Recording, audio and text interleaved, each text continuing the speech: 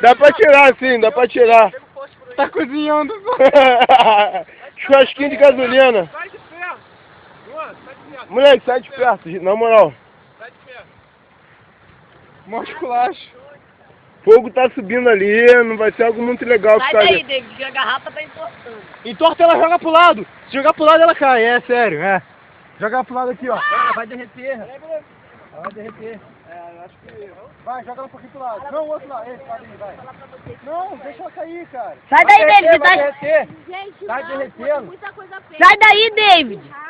Eu sei que vai espirrar. É pra pegar essa porra. Barulho aí não é à toa, não. Aí, esse barulho aí, tá desconfiado?